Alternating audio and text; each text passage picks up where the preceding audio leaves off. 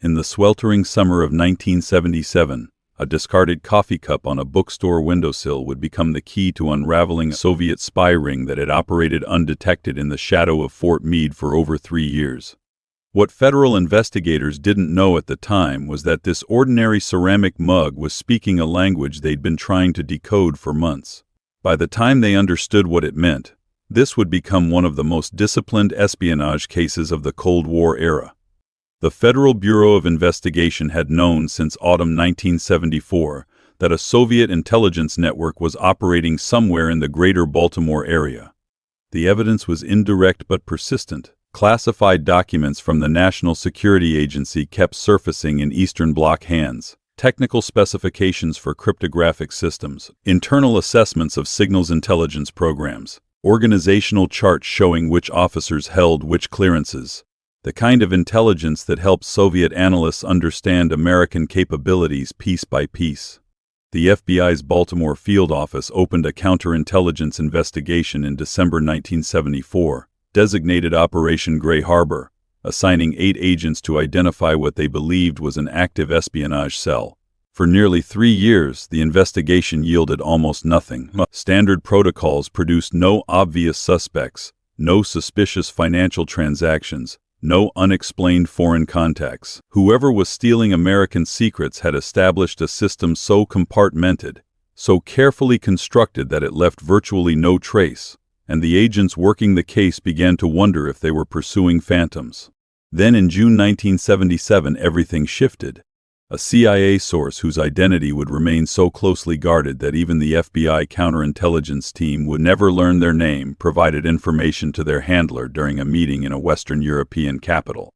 The source claimed that a Soviet intelligence network operating in the Baltimore area used everyday items as signal devices, specifically ceramic coffee mugs, to indicate when material was ready for collection. The information was frustratingly imprecise. The source didn't know where the signal was being used, didn't know who was using it, didn't know the specific configuration or placement that constituted an active signal as opposed to just a forgotten cup. They simply knew that somewhere in the city, a coffee mug meant something more than a beverage. When the CIA passed this intelligence to the FBI in late June, the reaction among the operation team was divided. On one hand, it was the first tangible lead they'd received in nearly 3 years. The first concrete detail about the network's operational methods. On the other hand, it was maddeningly vague. The Baltimore metropolitan area in 1977 encompassed hundreds of square miles, multiple counties, hundreds of thousands of residents, and countless businesses. Coffee mugs were ubiquitous in American culture. Their presence in windows, on counters, in offices was so common as to be invisible. The idea of finding the one coffee mug that mattered among millions that didn't seem almost impossible. The FBI expanded their investigation to include visual surveillance of what they considered high-probability areas, neighborhoods near Fort Meade, commercial districts near defense contractors, suburbs with significant populations of federal employees who held security clearances. They trained agents to watch for unusual patterns. Mugs placed in locations and in ways that seemed deliberate rather than accidental. But the task was enormous and the resources were severely limited. After weeks of expanded surveillance that produced no results, the FBI leadership began to question whether the CIA's intelligence was accurate or whether they were interpreting it correctly. By early July 1977, Operation Gray Harbor had returned to its previous focus, still investigating, but without any clear direction forward. Special Agent James Dutton had been assigned to the task force since its inception in late 1974, and by July 1977, the case had become something of a personal mission. Dutton was 36 years old, a 14-year veteran of the Bureau who had worked kidnapping cases and public corruption investigations before transitioning to counterintelligence work. He was systematic by nature, the kind of investigator who maintained detailed files and revisited evidence repeatedly, searching for patterns that others might have overlooked. On the evening of July 3, 1977, James and his wife Margaret Dutton had dinner reservations at a small Italian restaurant called Castellano's near their home in the Canton neighborhood. Baltimore was in the grip of a brutal heat wave that summer, the kind of oppressive heat that made the city feel like it was wrapped in wet wool. The temperature had reached 94 degrees that afternoon, and even as evening approached, the heat hung thick and suffocating over the streets. Canton sat along the waterfront in southeast Baltimore, a working-class neighborhood where row houses lined narrow streets and locally owned businesses served residents who had lived there for generations. Federal employees made up a portion of the population, and the business of government, with all its secrets and vulnerabilities, was woven into the community's fabric. James and Margaret arrived at 7:15, and the hostess seated them at a table near the front window, the kind of spot that offered a view of the street and the storefronts across the way. As Agent Dutton glanced out the window while Margaret reviewed the menu, his attention was caught by the used bookstore directly across the street. Canton Books and Imprints was the kind of small neighborhood bookshop that existed in many Baltimore communities in that era, with hand-painted signs in the window advertising estate sales and rare edition collections. But what caught Dutton's attention wasn't a book. It was a ceramic coffee mug positioned on the right side of the window display, filled approximately 1/3 with dark liquid. The mug was standing upright, handle angled slightly toward the street, placed carefully among promotional materials for upcoming book signings. Dutton watched as the proprietor, a man in his late 50s with salt and pepper hair and wire-rimmed glasses, moved around inside, preparing to close for the holiday weekend. The man pulled down the front shade and locked the door, but the coffee mug remained visible through the window, illuminated by the fading evening light. Dutton felt something shift in his thinking. That particular sensation that experienced investigators recognize. The moment when a random detail suddenly seems meaningful. He thought about the CIA intelligence report from June about coffee mugs being used as signals. He thought about how this mug seemed deliberately positioned rather than forgotten. He thought about how the timing aligned with the bookstore's closing, as if the placement was meant to communicate something to someone who would see it after hours. Throughout the meal, he kept glancing across the street at the bookstore window, at that partially filled mug catching the streetlight. It was probably nothing.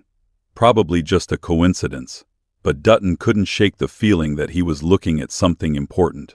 After dinner, as he and Margaret walked to their car, Dutton scanned the street. It was relatively quiet, as most businesses had already closed for the Independence Day weekend, and there were just people like him and his wife out for dinner.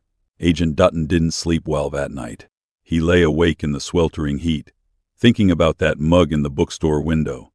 The next morning at 6:30, James Dutton drove slowly past Canton Books and Imprints on his way to the office. The bookstore wouldn't open until Tuesday after the holiday, and the street was quiet in the early morning light. Just a few residents heading out for 4th of July preparations. Dutton slowed his car as he approached the bookstore, looking toward the front window. The coffee mug was gone. The window display remained otherwise unchanged. The same arrangement of vintage book covers on the same bulletin board, the same hand-painted sign advertising a lecture series scheduled for later in the month. But the mug that had been positioned so deliberately the night before had vanished sometime between last evening and now. Less than 12 hours later, Dutton felt his pulse quicken. He continued on to the FBI's Baltimore field office and immediately requested a meeting with his supervisor, special agent in charge, Thomas Brennan. Brennan listened to Dutton's account with the patient skepticism of a career investigator who had learned not to get excited about single observations. The supervisor acknowledged that it was interesting, but also explainable in a dozen mundane ways. The proprietor could have removed it himself. A cleaning person could have taken it out. It could be completely unrelated to their case. But Dutton pressed the point about timing. It appeared just before closing and it was gone by morning. That was exactly the kind of signal the CIA source described.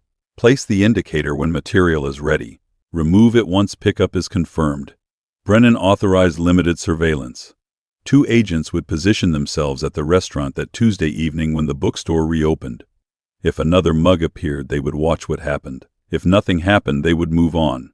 That evening, July 5th, 2 FBI agents undercover as a couple out for dinner sat at a corner table in Castellanos with a clear view of Canton Books and Imprints across the street. They ordered food and settled in to watch. The bookstore operated normally, the proprietor visible through the front window, assisting customers and managing the register. At 7 o'clock, the proprietor flipped the sign to closed and began his end-of-day routine. The agents watched carefully, but no coffee mug appeared in the window. At 7:45, the proprietor locked the front door and departed, the bookstore standing dark and closed. The FBI team agreed that another drop the next night might be too soon, so they maintained surveillance for the next several random evenings, rotating agents to avoid suspicion, but the result was the same each night. Normal business operations, routine closing procedures, no coffee mugs, no suspicious activity of any kind. By July 15th, the surveillance was called off. Brennan acknowledged that Dutton might have observed something relevant, but concluded that without additional evidence, they couldn't justify the continued allocation of resources. James Dutton accepted the decision professionally, but privately he couldn't let it go. The image of that mug in the window stayed with him. The deliberateness of its placement, the timing of its appearance and disappearance. He began driving past Canton Books and Amp Prints regularly during his off-duty hours, sometimes in the morning before work, sometimes during his lunch break, sometimes in the evening after dinner. Weeks passed. August arrived with even more intense heat and humidity, and Baltimore took on the oppressive character of late summer. Dutton continued his irregular surveillance, varying his routes and times to avoid establishing a pattern that might be noticed. He saw nothing unusual. No coffee mugs appeared in the window. But on the evening of August 29, 1977, nearly 2 months after his initial observation, James Dutton drove past Canton Books and Amp Prints at approximately 8:30 in the evening. The bookstore had already closed.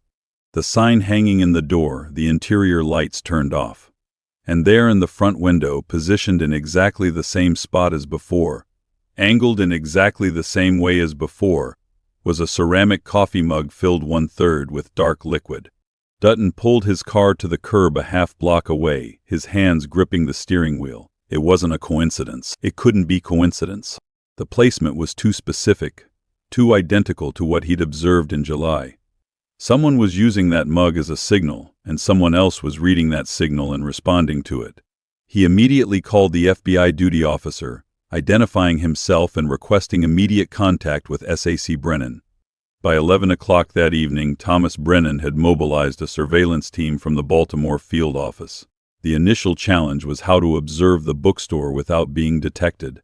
The building sat on a commercial street with limited places to conceal agents, and any obvious surveillance presence might alert whoever was using the signal system. Brennan made the decision to station 2 agents in an unmarked vehicle parked down the block, a Ford sedan that blended with other cars along the street.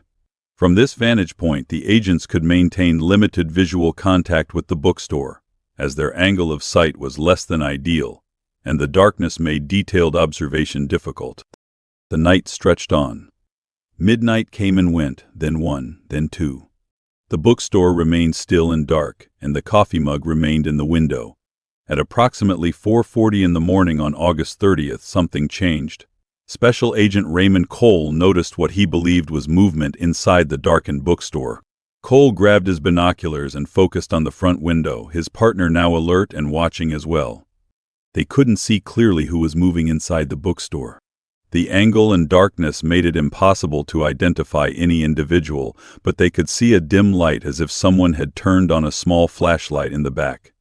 Then, as they watched, the coffee mug disappeared from the window. One moment it was there, illuminated by the streetlight, and the next moment it was gone, removed by someone inside. Cole documented the time in his notebook, 4:42 a.m.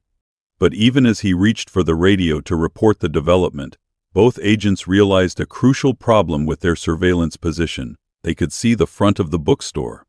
They could see the front window and the front entrance, but they had no visibility on the back of the building.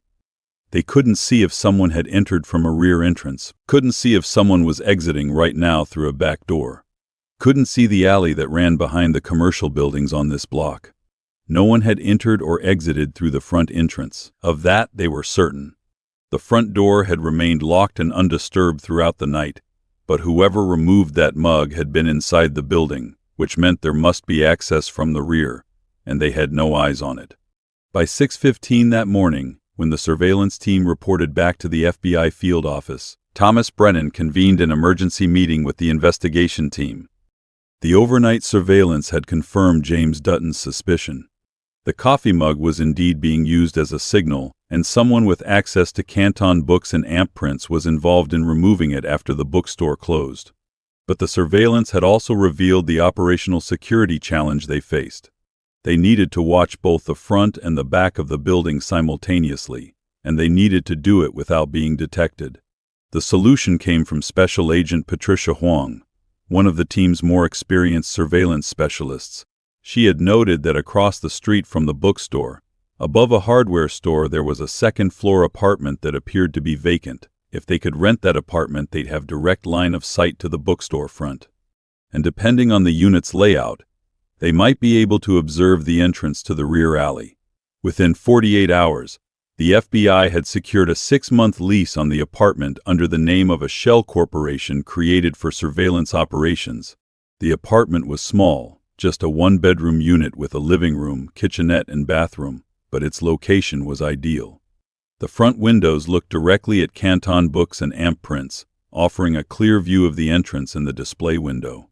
The bedroom window provided a partial view of the rear alley entrance, though the angle was imperfect. By September 2, 1977, the observation post was operational. FBI agents had installed professional surveillance equipment, including cameras with telephoto lenses mounted on tripods, and were maintaining detailed logs documenting all activity.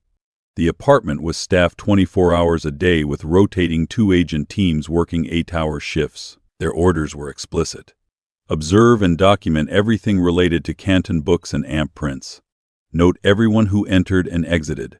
Watch for the appearance of coffee mugs in the window, and if another mug appeared, maintain continuous surveillance until someone removed it, and attempt to identify that person. The surveillance team settled in for what they knew might be a lengthy wait. Espionage networks operated on their own schedules based on the availability of intelligence and the opportunity to pass it safely. The coffee mug might appear again tomorrow, or it might not appear for weeks. The FBI's job was to be watching whenever it did. Canton books and amp prints operated as a seemingly ordinary neighborhood institution. The proprietor, whose name the FBI had quickly identified through municipal records as Walter Kemp, arrived each morning between 9 and 9:15, unlocked the front entrance, and opened for business at 10 o'clock. The bookstore's clientele was modest but consistent. Neighborhood residents browsing for used books, collectors seeking first editions and signed copies, students from nearby Johns Hopkins looking for textbooks. The FBI agents photographed everyone who entered, cross-referencing faces against lists of known or suspected foreign intelligence officers. Walter Kemp himself appeared entirely ordinary, a 63-year-old former literature professor who had opened the bookstore nearly 15 years earlier after retiring from teaching. Background checks revealed nothing suspicious. No foreign travel beyond a single trip to England in 1968. No unexplained income. No known associations with diplomatic personnel or suspected intelligence operatives. He lived in a modest row house in Canton, drove a 9-year-old Chevrolet, attended an Episcopal church on Sundays, and by all appearances, was simply a man who had found meaningful work in his retirement years serving bibliophiles in his community. The surveillance continued through September. The oppressive summer heat gradually gave way to more comfortable autumn temperatures, and the neighborhood took on the character of changing seasons. Canton books and amp prints featured a fall reading selection in its front window. Mystery novels, poetry collections, local history books, but no coffee mugs appeared. The FBI team began to wonder if somehow their presence had been detected or if the network had changed its communication method. On October 11, 1977, at approximately 6:50 in the evening, a ceramic coffee mug appeared in the front window of Canton books and amp prints. Special Agent Dennis Park was on watch in the observation post when he spotted it, and he immediately activated the full surveillance protocol. He radioed the command post at the FBI field office, notifying them that the signal had been placed, and he began photographing the bookstore systematically, documenting the mug's exact position and the time of its appearance. Walter Kemp closed the bookstore at 7 as usual, flipped the sign to closed, pulled down the front shade, and locked the front entrance. The coffee mug remained in the window, visible and waiting. The FBI had learned from their previous surveillance attempt, and this time they were determined not to miss whoever removed the mug or whoever might approach the bookstore from any direction. The hours passed slowly. 8 o'clock came and went, then 9, then 10. The street quieted as businesses closed and residents settled in for the evening. The surveillance team maintained their watch, cameras ready, everyone alert for any movement. At approximately 4:20 in the morning on October 12th, a vehicle appeared approaching slowly. It was a dark-colored sedan. Special Agent Park, watching from the observation post, grabbed his camera and began shooting photographs as the vehicle slowed. But it didn't stop. It continued at the same speed down the street until it disappeared. Agent Park thought it was unusual but not necessarily suspicious. Then approximately 15 minutes later, his partner watching the alley entrance from the other window confirmed visual contact. A male figure had entered the alley. He appeared to be carrying nothing, just walking purposefully in the pre-dawn darkness. The distance and poor lighting made it impossible to see details, just a silhouette of what appeared to be a man in dark clothing. For approximately 13 minutes, nothing visible happened. They watched the front window, watched the coffee mug, and waited. Then a dim light appeared in the back of the bookstore. The agents could see a faint glow behind the shade covering the window just as the mug disappeared. Someone inside had removed it just as they had before. The light went out, and less than a minute later, the male figure emerged from the rear alley, walking back toward the street. This time, however, he was carrying something, a small canvas bag, roughly the size that might contain several books.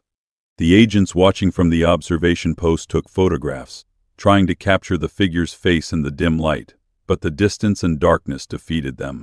They could see that he was average height, average build, wearing what appeared to be a dark jacket and dark pants, but they couldn't make out facial features or other identifying characteristics. The figure disappeared quickly out of sight, and the FBI agents faced an immediate decision. Follow him and risk exposing their surveillance, or maintain position and preserve their observation post for future operations. Thomas Brennan had been clear in his instructions. The observation post was too valuable to compromise. If they spooked the network now, they might shut down the entire operation before the FBI could identify all the participants. The agents remained in position and let the figure walk away into the darkness. By 6:30 that morning, the surveillance team had documented the entire sequence of events. The signal placement at 6:50 the previous evening, the arrival of the vehicle at 4:20, the figure entering the alley and emerging later with a canvas bag. They had photographs, though none showed the person's face clearly enough for identification. They had confirmation that the signal system worked exactly as they'd hypothesized. Mug placed when material was ready, removed by someone accessing the bookstore from the rear after pickup was completed. The surveillance had confirmed how the network operated, but it hadn't yet identified who was feeding classified information into the system. The person picking up the material was clearly a courier, someone collecting packages. But somewhere upstream was the actual source, the insider with access to classified NSA documents who was betraying his country. Thomas Brennan outlined the next phase of the investigation. They knew the bookstore was the drop site. They knew the coffee mug was the signal, and they knew someone picked up material after the signal was placed. What they didn't know yet was who was dropping off. The FBI strategy shifted from passive observation to active identification. The surveillance team was instructed to photograph and document every person who entered Canton Books and AMP Prints, to note what they carried in and what they carried out, and to look for anyone who might be delivering material rather than just browsing for books. The team also began conducting deep background investigations on Walter Kemp, the bookstore proprietor. Financial records showed modest income consistent with a used bookstore owner. No unusual deposits or expenditures. Phone records showed calls to book dealers, customers, his daughter in Richmond. There was nothing to suggest wealth or foreign connections. Nothing that would explain why he would risk everything to serve as a conduit for Soviet intelligence. The prevailing theory was that Kemp had been recruited or coerced, that he was being paid or blackmailed to allow his bookstore to be used as a drop site. The surveillance continued through October. The observation post across the street documented the daily rhythm of Canton Books and AMP Prints. Customers arriving and departing, Walter Kemp managing his responsibilities, closing procedures each evening. The FBI team photographed everyone, building a database of faces and patterns, looking for anomalies. On November 3rd, the coffee mug appeared again in the window at 6:55 in the evening, just before closing time. The surveillance team activated the full protocol, cameras recording, agents in position. That night at 4:38 in the morning, a vehicle arrived and a figure entered the alley, emerging minutes later with a canvas bag after the mug had been removed from the window. The pattern was identical to the previous pickup on October 12th, and once again the FBI maintained surveillance discipline and didn't attempt to follow the courier. But now the investigative team had a narrower window to focus on. They cross-referenced everyone who had entered Canton books and imprints in the days before the November 3rd signal with everyone who had entered before the October 12th signal. The analysis produced a list of roughly 30 individuals who had visited the bookstore during both time periods, regular patrons whose presence appeared in multiple surveillance photographs. On November 28th, another signal appeared in the window. The pickup occurred early the next morning, just as before, and the FBI team added this date to their cross-reference analysis. When they compared patrons who had visited the bookstore before all three signals, October 12th, November 3rd, and November 28th, the list narrowed dramatically to just 8 individuals. 4 of these 8 were elderly residents, regular patrons whom the FBI quickly eliminated as suspects based on age and lack of access to classified materials. Another was a college student clearly too young to be working in the intelligence sector. That left 3 individuals who fit the profile of potential insider threats. A man in his early 40s who carried a leather satchel and dressed in business attire. A woman in her late 30s who had visited the bookstore multiple times carrying what appeared to be a large handbag, and another man in his mid-50s who typically arrived on foot.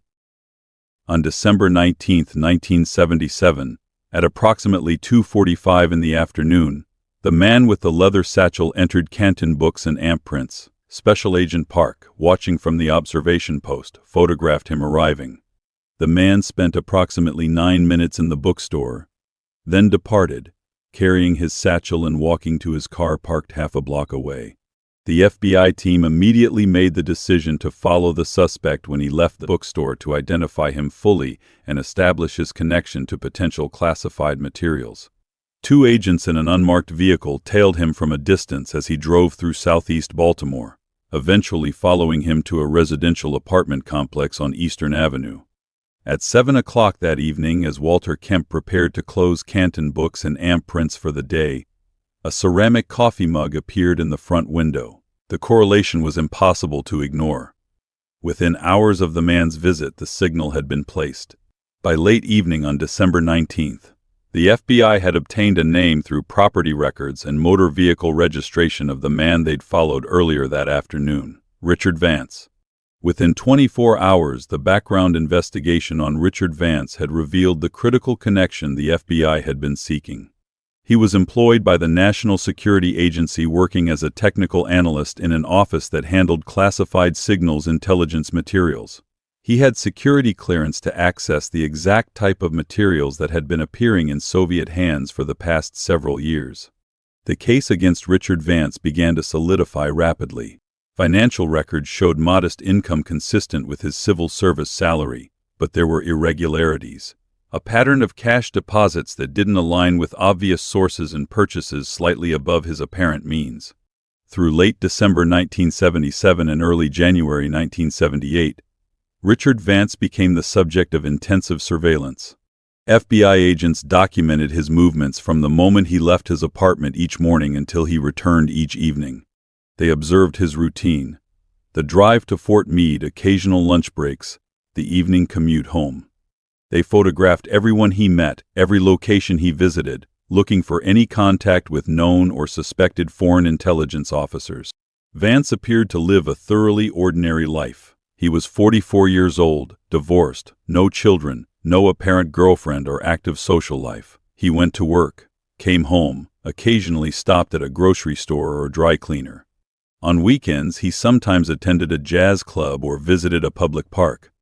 There was nothing dramatic or suspicious in his behavior, nothing that would draw attention from a casual observer.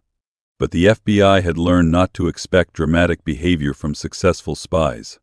The most effective intelligence operations were precisely the ones that blended seamlessly into normal life, that aroused no suspicion and left no obvious traces.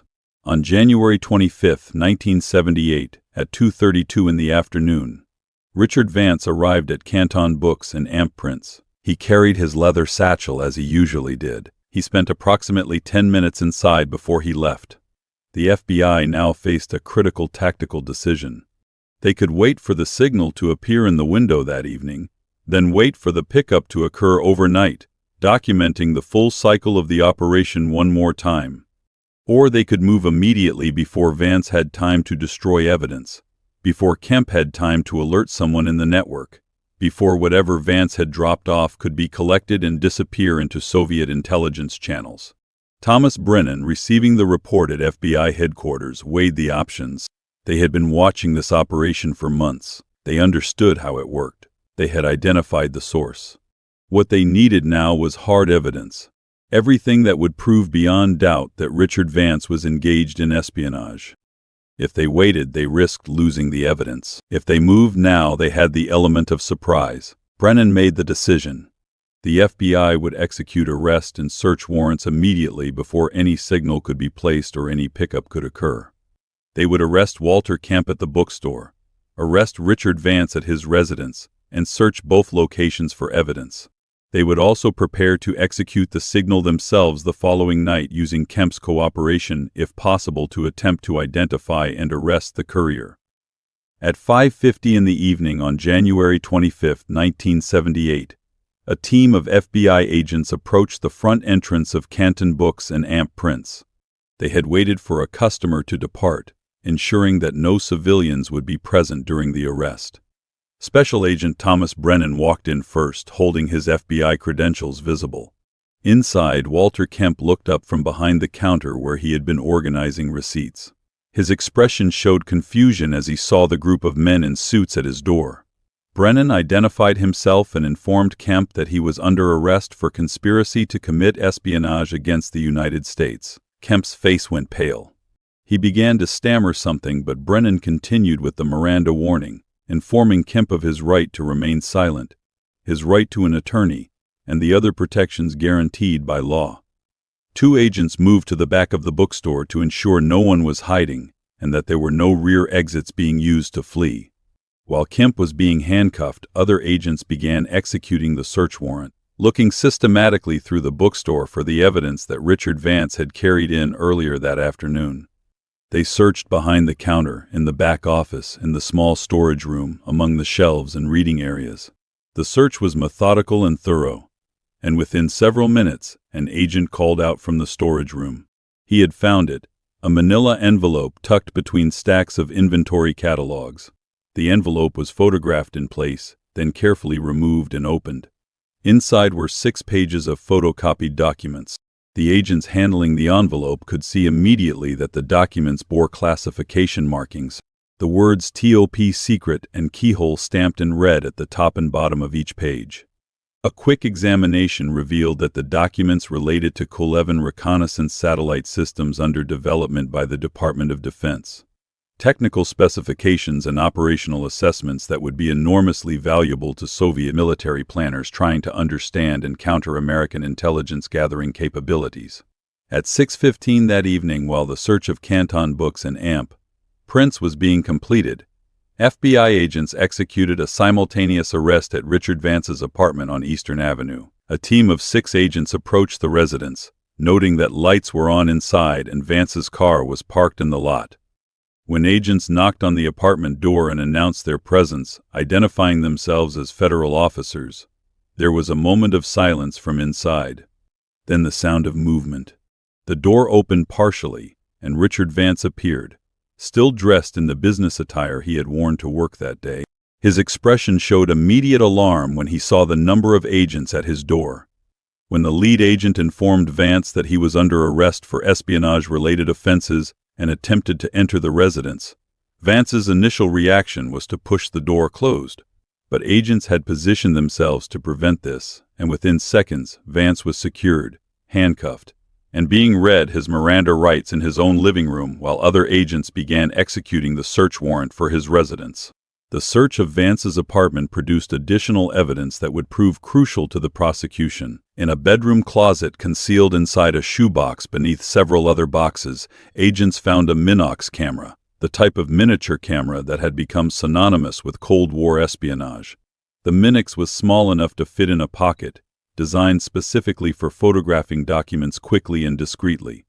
Along with the camera, agents found several rolls of exposed film still undeveloped. In a desk drawer in Vance's home office, agents discovered a small notebook containing what appeared to be coded notations.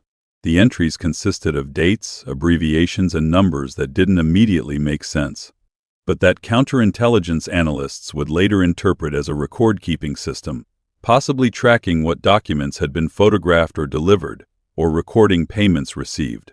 The notebook would become important evidence, demonstrating the systematic nature of Vance's espionage activities over an extended period. Both Walter Kemp and Richard Vance were transported separately to the FBI's Baltimore field office for processing and interrogation.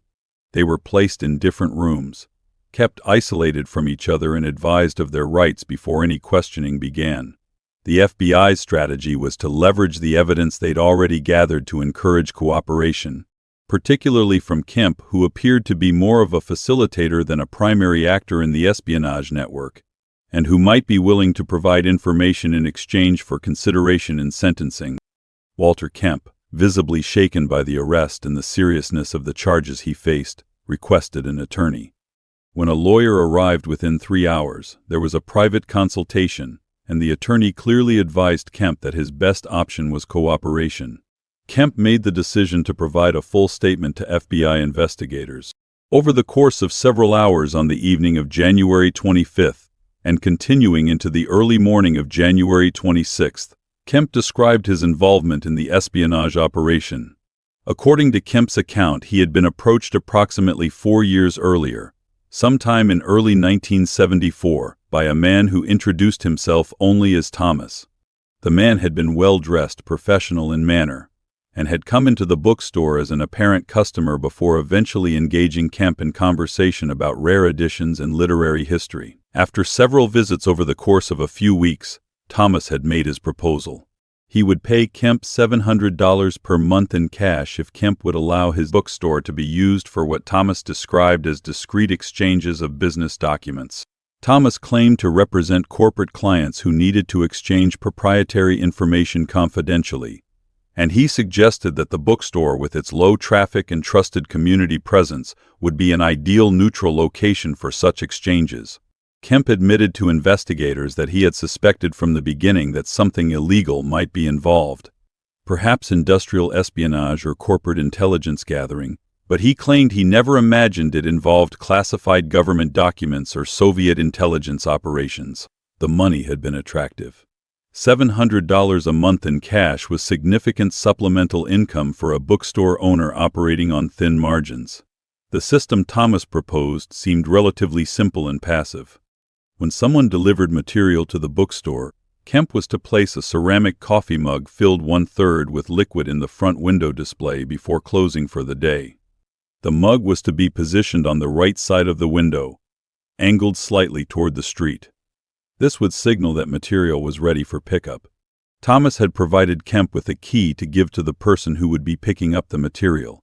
That person would enter through the back door overnight after the bookstore was closed and dark, retrieve whatever had been left, and exit the same way. Kemp's only responsibility was to facilitate the drop-offs and place the signal. He wasn't to ask questions, wasn't to examine the material being passed, and wasn't to have any direct involvement beyond providing access and communication through the mug signal. Kemp described the few occasions when he had actually seen the courier, the person who picked up the material, or at least one of the people who served as couriers.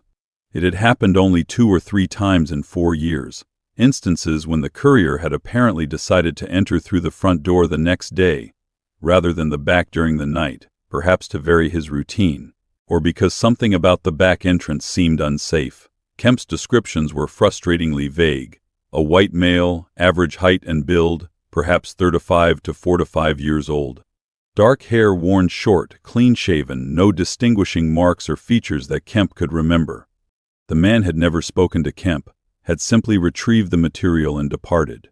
Kemp didn't know his name, didn't know where he lived, didn't know anything about his identity beyond these basic physical characteristics. When FBI investigators asked Kemp about Richard Vance specifically, Kemp confirmed that Vance had been the one who delivered material to the bookstore over the 4 years of the operation. Kemp had never known Vance's name until the FBI told him during questioning, had never had a real conversation with him beyond brief pleasantries about book recommendations. Vance would come into the bookstore, leave the material by handing it directly to Kemp with minimal interaction or sometimes leaving it tucked behind books on a specific shelf. Kemp would then place it in the storage room and place the signal that evening before closing, and the pickup would occur overnight. Kemp couldn't say how many times Vance had made drops. His memory was imprecise on this point, but he estimated it had been at least 18 times over the past 3 or 4 years. Richard Vance's response to interrogation was dramatically different from Kemp's. When FBI agents attempted to question him on the evening of January 25 after advising him of his rights, Vance denied any knowledge of espionage activities. He claimed that the Minox camera found in his apartment was a collector's item he had purchased at an estate sale. He insisted that the documents found at the bookstore had nothing to do with him. He characterized his visits to Canton Books and Amp Prints as those of an ordinary customer interested in military history and technical manuals. The interrogation continued through the night. FBI agents methodically presented the evidence they had gathered. The surveillance photographs showing Vance entering the bookstore on multiple occasions before signal placements. The correlation between his visits and the appearance of classified documents, the Minox camera and undeveloped film, the coded notebook. With each piece of evidence, Vance's denials became less credible, his explanations more strained. By dawn on January 26, Vance had stopped talking entirely. He requested an attorney and the interrogation ended. But the FBI had gathered sufficient evidence through months of surveillance, the seizure of classified documents and Walter Kemp's cooperation to build a strong case against him. Over the following weeks, federal prosecutors would work with FBI investigators to construct charges against both Richard Vance and Walter Kemp. The investigation would expand to identify the courier who had been collecting material from the bookstore, though that individual was never definitively identified or apprehended, having apparently fled the area or gone to ground once the arrests became public knowledge. The case would also reveal connections to Rudolf Herrmann, a KGB colonel operating as an illegal in the United States during this period. While Herrmann himself was not directly involved in the Baltimore network, counterintelligence analysts would later determine that the operational methods used in the Canton Books operation bore hallmarks of Herrmann's tradecraft. The use of civilian business fronts, the signal system employing everyday objects, the compartmented structure that protected both sources and couriers. Richard Vance would eventually be charged with multiple counts of espionage, conspiracy to commit espionage, and unlawful retention of classified documents. The evidence against him was overwhelming. The classified documents seized at the bookstore matched materials he had legitimate access to in his NSA position. The Minox camera and undeveloped film, when processed by FBI technicians, revealed images of additional classified documents. The coded notebook provided a timeline of his espionage activities stretching back to late 1973. In April 1978, facing the prospect of a lengthy trial and almost certain conviction, Vance accepted a plea agreement. In exchange for his cooperation with counterintelligence investigators seeking to understand the full scope of the damage his espionage had caused, he would plead guilty to conspiracy to commit espionage and receive a sentence of 25 years in federal prison rather than the life sentence he might have faced at trial. During his debriefing sessions with FBI and NSA security officials, Vance described how he had been recruited by a Soviet intelligence officer operating under diplomatic cover in Washington in 1973. The recruitment had been gradual, beginning with seemingly innocent social contacts, progressing to discussions about political philosophy and American foreign policy, and eventually arriving at a proposition: provide information about American signals intelligence capabilities in exchange for substantial cash payments. Vance admitted that his motivation had been primarily financial. He had been struggling with debt from his divorce, facing mounting expenses, and the monthly payments the Soviets offered were substantial enough to resolve his financial problems. He rationalized his betrayal by telling himself that the information he provided was technical rather than operational, that he was sharing data about capabilities rather than actual intelligence products. This rationalization allowed him to continue his espionage activities for nearly 5 years without confronting the full moral weight of what he was doing. Walter Kemp was charged with conspiracy to commit espionage and obstruction of justice. Given his cooperation with investigators and his role as a facilitator rather than a primary source, prosecutors agreed to recommend a more lenient sentence. In July 1978, Kemp pleaded guilty and received a sentence of 8 years in federal prison, with the possibility of parole after serving 5 years. The prosecution and sentencing of Richard Vance and Walter Kemp would send ripples through the intelligence community. The case demonstrated both the vulnerability of classified information to insider threats and the importance of persistent counterintelligence work. The FBI's Operation Gray Harbor had taken more than 3 years to identify and neutralize the espionage network, requiring patience, methodical surveillance, and the kind of attention to small details that had allowed Special Agent James Dutton to notice a coffee mug in a bookstore window on a sweltering evening in July.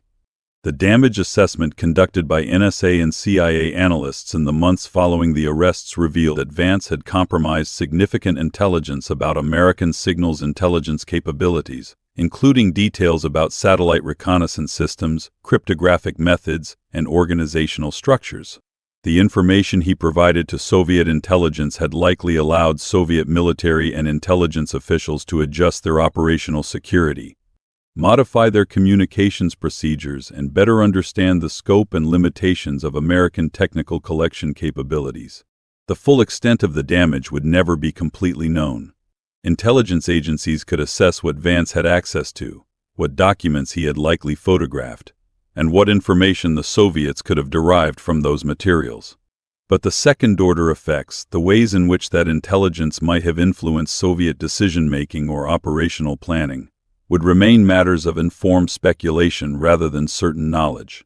For Special Agent James Dutton, the resolution of the case would represent the culmination of years of frustrating investigation work. His persistence in following up on the coffee mug observation, his willingness to trust his instincts even when the evidence seemed circumstantial, and his methodical approach to building the case had been instrumental in breaking open the espionage network. In recognition of his work, Dutton would receive a commendation from FBI Director William Webster and would be promoted to Supervisory Special Agent, eventually leading counterintelligence operations for the Baltimore field office. The Canton Books and Amp Prints bookstore would close permanently following Walter Kemp's arrest and conviction. The building would eventually be leased to a different business, and the neighborhood would gradually forget that an ordinary used bookstore had once served as a covert drop site for Soviet intelligence operations.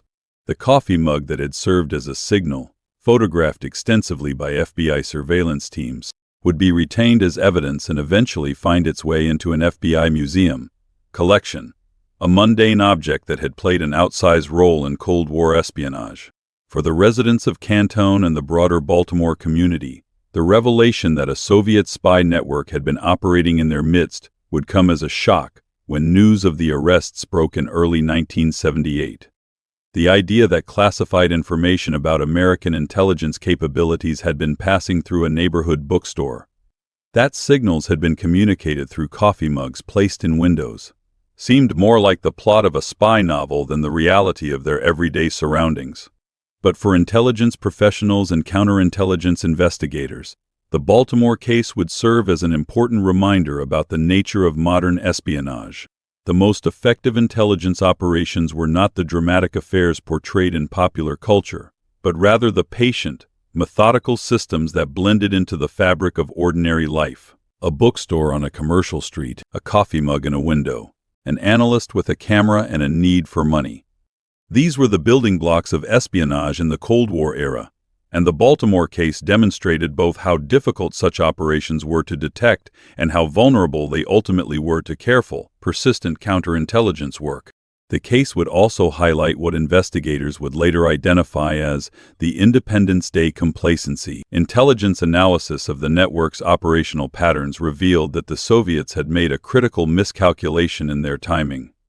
They had assumed that American counterintelligence would be operating with reduced staffing over the 4th of July weekend in 1977, that surveillance would be minimal, and that the holiday period would provide a window of opportunity for relatively safe operations. This assumption had led to sloppier tradecraft than the network typically employed. The July 3rd signal placement had been more obvious, more carelessly executed than later operations.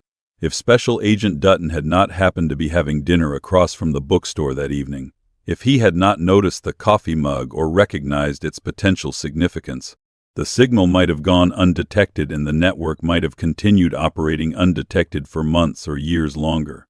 The complacency that came with assuming American law enforcement would be taking a holiday had created the opening that ultimately unraveled the entire operation. It was a lesson that would be studied in intelligence training programs on both sides of the Iron Curtain. Never assume your adversary is taking a day off. Never allow holiday schedules to compromise operational security. And never underestimate the dedication of investigators who take their responsibilities seriously regardless of the calendar. Decades later, after the Cold War had ended, and many intelligence operations from that era had been declassified or disclosed through various channels, the Baltimore case would be recognized as one of the more significant counterintelligence successes of the 1970s. It would be studied in FBI training programs as an example of effective surveillance techniques, patient investigation, and the importance of following leads even when they seemed unlikely or circumstantial. The coffee mug signal system itself would be recognized as an elegant piece of tradecraft, simple enough to avoid arousing suspicion yet specific enough to communicate effectively. Intelligence historians would note that similar signal systems had been used by various intelligence services throughout the Cold War era, that the use of everyday objects to communicate covert messages represented a practical solution to the challenge of secure communication between handlers and sources. For the individuals involved, the consequences would be lasting and severe. Richard Vance would serve his full sentence in federal prison, released in 2003 after 25 years of incarceration. He would emerge into a world dramatically different from the one he had left, the Soviet Union having collapsed, the Cold War having ended, and the motivations that had driven his espionage activities having become historical curiosities rather than contemporary realities. Walter Kemp would serve 5 years before being granted parole in 1983. He would live quietly in a small apartment in Pennsylvania, forbidden by the terms of his parole from operating any business or holding positions that might provide access to sensitive information. He would die in 1992, taking with him whatever additional knowledge he might have had about the network's operations and the individuals involved. The courier who had collected material from Canton books and amp prints was never conclusively identified. FBI investigators developed several theories about his identity and possible connections to Soviet intelligence networks, but without direct evidence or cooperation from captured operatives, these theories remained unproven. The individual had either successfully evaded detection or had left the country following the arrests, and by the time the Soviet Union collapsed in 1991, the trail had grown too cold to follow. The Baltimore dead drop case would stand as a testament to both the realities of Cold War espionage and the effectiveness of American counterintelligence. In an era when the stakes were measured in nuclear arsenals and global ideological competition, the quiet work of FBI agents watching a bookstore window, photographing patrons, and following leads represented the front line of national security. The case had demonstrated that espionage was not primarily about dramatic confrontations or high-speed chases, but rather about patience, attention to detail, and the willingness to pursue leads even when they seemed unlikely. A coffee mug in a window had become the key to unraveling a sophisticated espionage network because one agent had noticed it, had recognized that it might mean something, and had possessed the persistence to follow through on that observation even when conventional wisdom suggested moving on.